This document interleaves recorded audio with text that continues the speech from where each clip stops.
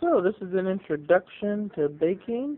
Here's a few tips that you might want to think about. You might be thinking, oh, it's a daunting prospect to bake your own bread, pastries, cookies, and cakes. Or you can just go into the store and I can pick it up there. Well, as soon as you learn the basic skills and arm yourself with a few of the tricks, it becomes really fun, versatile, and really rewarding. So here's a few points I want to point out before you actually start. In this tutorial, we're talking about you want to really start looking and read through the recipes carefully, and you want to make sure you have the right ingredients. Use all-purpose flour and self-rising flour especially when they're talking about it. You also want to remember to preheat the oven to the right temperature. Check your different temperatures on your oven. And when I'm saying different temperatures, if you have a gas oven, it's going to heat up a lot quicker than it is with the electric oven. So you want to check on that one. Now you have convection and convection oven, so you want to be looking at those different ones as well and reading what the recipe says about that. Always make sure that you're using the correct size of shape of pan or dish, because the quantities given in the recipe are for the size of that pan that they're talking about.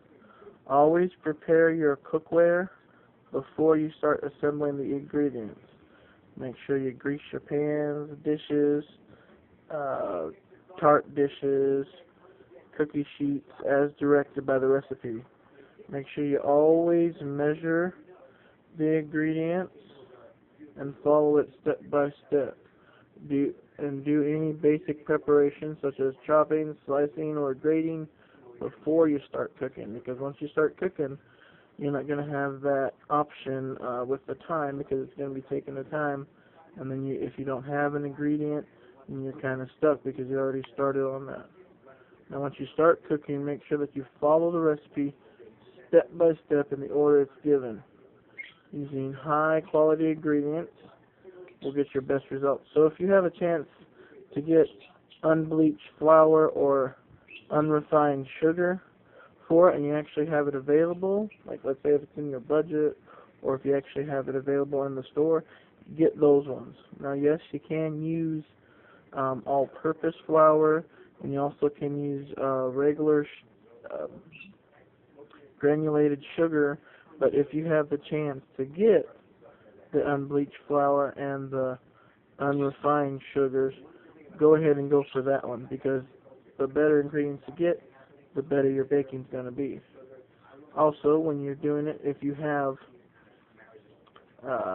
fresh vegetables available, especially if you're doing certain tarts, certain breads, certain cakes, like that, because you are going to use some vegetables for certain breads and things like that, do the fresh ones. If they're available around there, do the fresh ones. And certainly, if you have certain things that you're going to bake, and let's say for tomatoes, yes, you can use the cans because they're regularly available, but if you have the chance to get the fresh tomatoes or the fresh vegetables, go for it.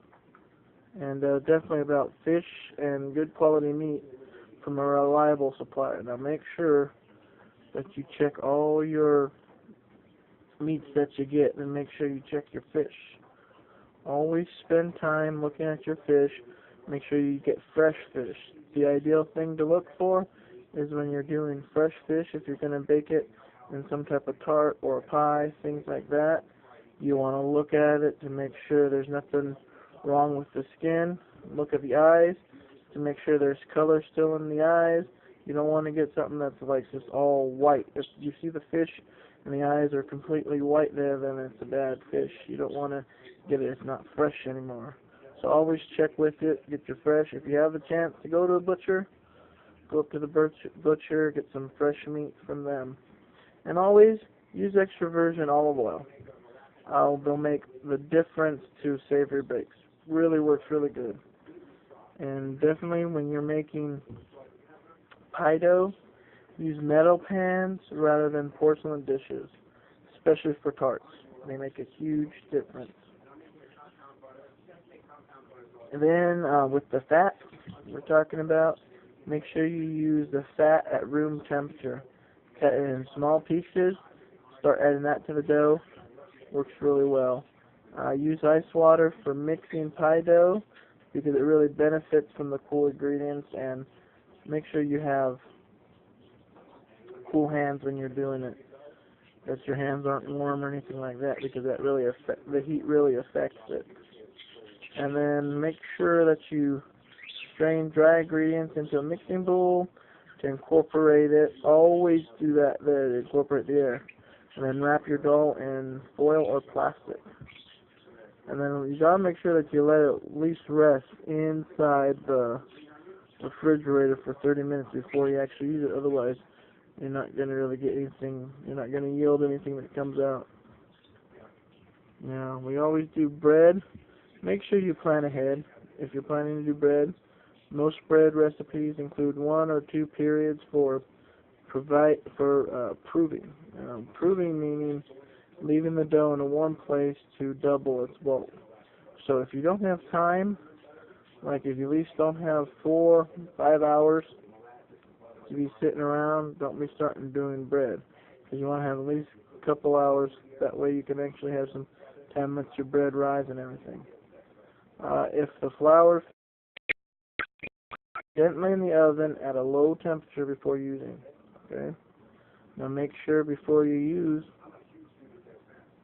make sure the liquid is lukewarm to activate the yeast, because if you have it hot, you're gonna kill the yeast right off, and if it's cold, it's not gonna do anything. Now to knead the dough, you want to make sure that you stretch it away from you with one hand while pulling it towards you with the other, and then fold in the edges, turn it around slightly, and repeat the same way. To test whether bread is cooked, always tap the base of your loaf, and if it sounds hollow on it, you definitely have a ready-made loaf. Now, last thing I want to say is about cakes. Use a loose base pan, and it'll make it a lot easier to turn out the cake. Bring all the ingredients to room temperature before starting to bake. Now, when I'm saying room temperature, we're talking about eggs and all that there. Eggs take a while to have at room temperature, so if you know you're going to be baking something, set the eggs out the night before in a dish, and by the time you're ready to bake in the morning or in the afternoon, they'll be room temperature. And so right if your eggs sit out, because it takes them quite a while to get to room temperature. At least takes them 12 hours to get to room temperature. And if possible, use a handheld electric mixer for creaming, beating together the butter and sugar until the mixture has a pourable consistency. That's always a big thing to remember. Now, make sure you fold in the ingredients very gently using a metal spoon or spatula in a figure 8 movement. This lets the air get to the mixture and stops the cake from becoming too heavy. And especially when the cake is cooked, you want to make sure that you fill the cake on there, gently press down. If it's still springy, then you're working it just right. You want to make sure it kind of has a springy consistency to it. Now, alternately, when you find a metal skewer, insert it into the corner of the cake, and it should come out clean if the cake is cooked. Now, you don't have to necessarily do metal. You can definitely do the wooden toothpick. Anything like that, you poke it in there. If it comes out clean, you're set. And that's really the tips right now on the tutorial. On the next video, we'll go ahead and we'll do some baking. Thanks. Thanks for stopping in to Baker's Corner.